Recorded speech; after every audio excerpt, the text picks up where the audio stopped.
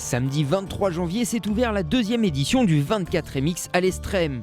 Au programme, pour les presque 400 engagés, 2 jours de course au tracé très sélectif. Les pilotes amateurs ont l'honneur d'ouvrir le bal ce samedi matin dans la spéciale type extrême et certains vont déjà en baver. Ils ont intérêt à gazer là parce qu'on est chaud là.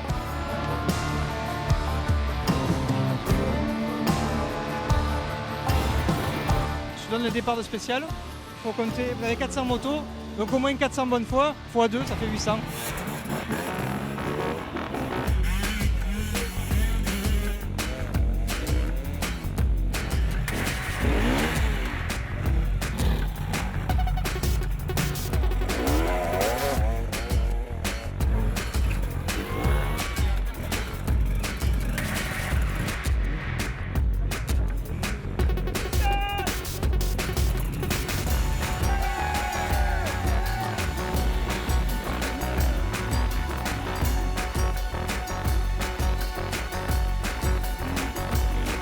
Promis de ne pas me faire mal.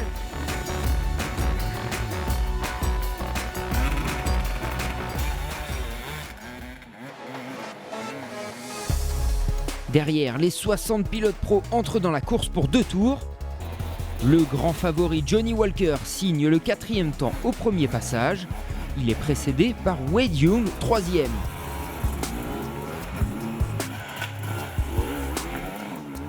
Le Français Julien Gauthier, pourtant pas spécialiste de la discipline, réalise le 2e temps, devant Alfredo Gomez, l'Espagnol, qui prend les commandes.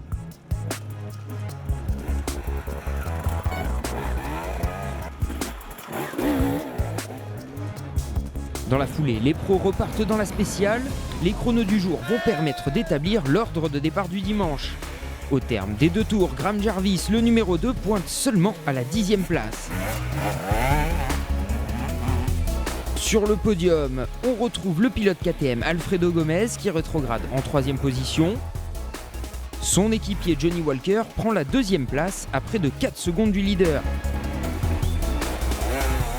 Et le leader en question, c'est le Sud-Africain Wade Young qui prend le meilleur sur ses adversaires au guidon de sa nouvelle Sherco.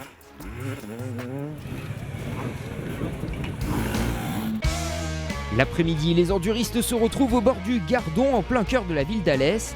Ils prennent part au prologue. La spéciale est entièrement constituée d'obstacles artificiels qui s'annoncent pour certains comme des vrais morceaux de bravoure.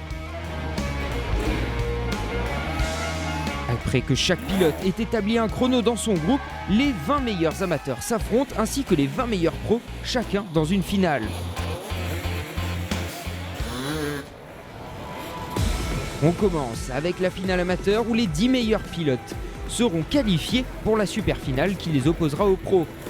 Le pilote qui a marqué les esprits, c'est le plus jeune du plateau, Fabien Poirot, et sa 50 cm3 termine 4e. Devant, on retrouve le numéro 193 de Thomas Schrantz, précédé par le 115 de Stéphane Parcher. La victoire revient à Ben Wieberle au guidon de l'Husqvarna, numéro 320.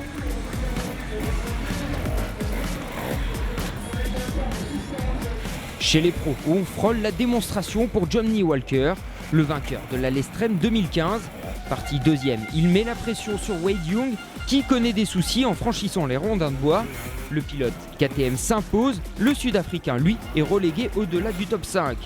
Graham Jarvis effectue une belle remontée et se classe 2e devant Alfredo Gomez, toujours présent aux avant-postes.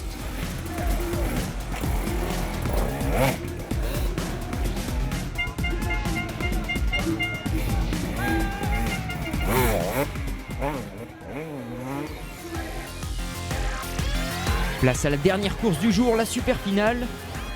Wade Young, pointé 5e au premier tour, va se hisser jusqu'à la 3e place, reléguant Billy Bolt, le numéro 43, en 4e position. Sur la 2e marche du podium, on retrouve un Espagnol, Mario Roman, et l'auteur d'une course solide dans le sillage du numéro 1 de la discipline, Johnny Walker. Le jeune Britannique montre au terme de cette première journée qu'il compte bien signer un doublé ici au 24 MX à l'Estrême. A noter chez les amateurs, c'est Ben Wibberley qui s'impose. Dimanche, rendez-vous donc en fin de journée pour connaître le vainqueur de ce 24 MX à l'Estrême 2016.